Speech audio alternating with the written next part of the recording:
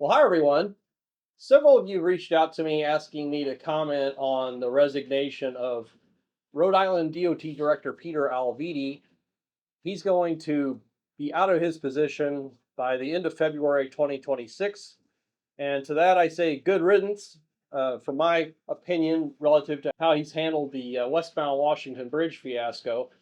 And the reason why it's a fiasco is for obvious reasons. If you've watched any of my previous 45 videos on the topic.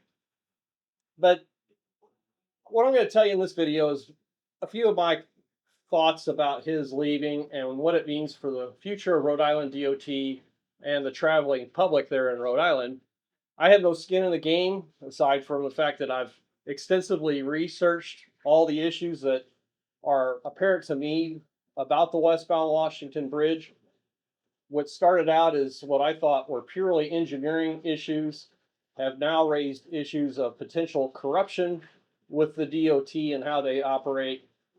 That's a separate topic. We'll address that in future videos. I've touched on it in several instances with my previous videos. But as far as Rhode Island DOT goes, his leaving is a step in the right direction, but many more things need to be implemented, in my view, to reestablish that DOT as an effective organization. And I know there are good people there, dedicated people that are overwhelmed by the management culture there, a poor management culture, in my opinion, that retaliates against people who try to do the right thing or point out issues or concerns.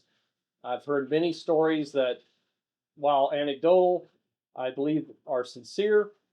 So I think there has to be a top-down restructuring. One of the things I thought was interesting is they've appointed, I believe his name's Bob Raccio, if I'm pronouncing his name correctly, a longtime DOT engineer as interim DOT director. I don't know why he would be just an interim director unless he's not interested in the position. Normally, in my experience, these DOTs fill their director's position from within, somebody that's gone up through the ranks.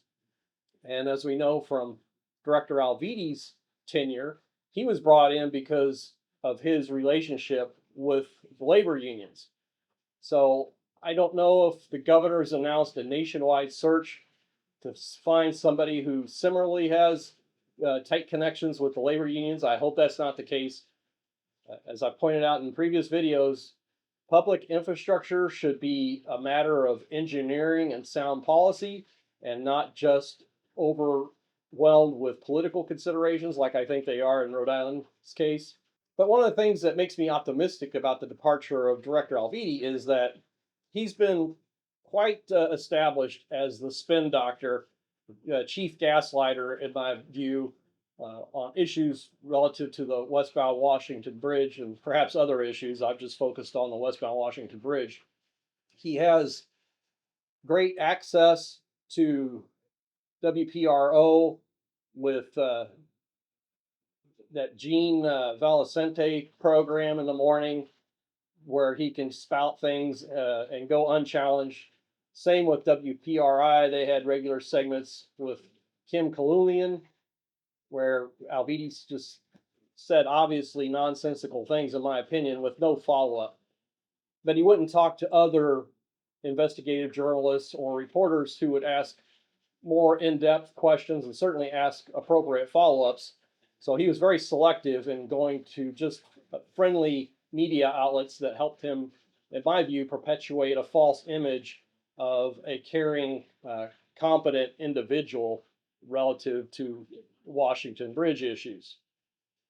Now, he made a strange announcement when he said he was going to be retiring, basically threatening in some weird way people who came out and tried to, what is, as he stated, misstate his record about the Washington Bridge.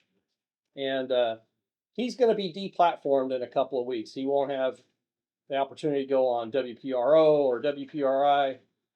I can't see why they would invite him back at this point because he's no longer involved with the DOT. But he's not going to have an outlet to spout his nonsense, in my view, what I consider nonsense.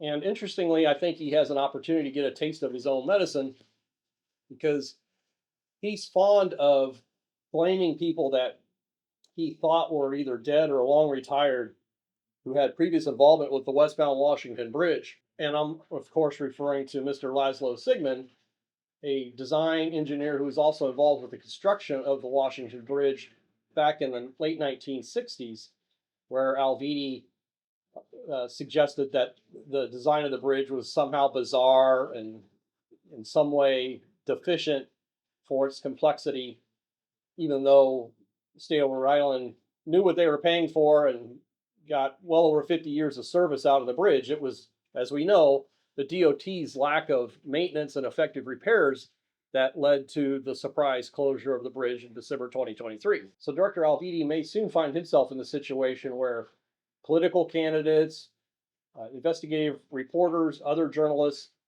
assign causes to issues with the Washington Bridge associated with his tenure there, and he won't be in a position to rebut it. So I think the turnabout's fair play in that instance. All right, so let's talk about some of the things that I think the DOT needs to do to become a much better organization. Now they have an opportunity to replace their leadership. So one of the key things I think they need to do is to get 100% of their project managers as degreed, experienced engineers. This business of appointing, apparently, which is common practice at Rhode Island D.O.T, people with non-technical backgrounds as project managers needs to end, in my opinion. These people should have sound engineering backgrounds with engineering degrees, licensure, engineering licensure is appropriate. That's something I think should be prioritized. Another thing that the DOT should scale back on, in my opinion, is the percentage of projects that are awarded on a design build selection model. Most of these projects are relatively routine and, in my view, should be awarded based on the apparent low bidder. That is, you invite qualified contractors, you either in-house or use consultants for production of a bridge design. The DOT advertises it, and the contractors bid on it, and the low qualified bidder is selected to do the work. Instead, now you have virtually all of their projects, as near as I can tell, awarded on a design build basis where there's a scoring system, which is much akin to a beauty contest where somebody subjectively evaluates their assignment of a numerical score, and then the numerical score dictates who's selected for the work. So I think that needs to go. I work with numerous DOTs, and the design build model is usually reserved for highly complex projects or a series of projects where there may need to be a financing component from the design build entity, or there may not be a lot of lead time to do a traditional design in advance of advertising the project. But for routine work, routine bridge projects, design, bid, build should be the preferred model, and it gets the political influence out of the system, in my view. And talking about getting rid of political influence, it seems like the DOT is primarily managed by direction from the governor, the current governor, Dan McKee. And again, infrastructure should be a bipartisan issue. The governor, unless he's a experienced design engineer, has no business meddling with technical aspects of the administration of these bridge projects, in my view. So get the governor's office out of the bridge business.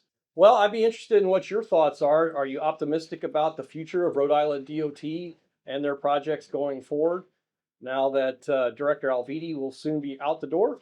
Please let me know in the comments. With that, I want to thank those of you who have contributed to buy me a coffee. That's one of the better ways to support this channel. I also want to thank the channel members who get to typically preview these videos a day or more in advance. And I also want to thank those of you who've contributed to Super Thanks, additional great ways to support the channel. So stay tuned, everyone. I've got a variety of upcoming videos based on outstanding public records requests with the Rhode Island DOT, and I've certainly got other topics I'll be covering. So thanks very much, everyone.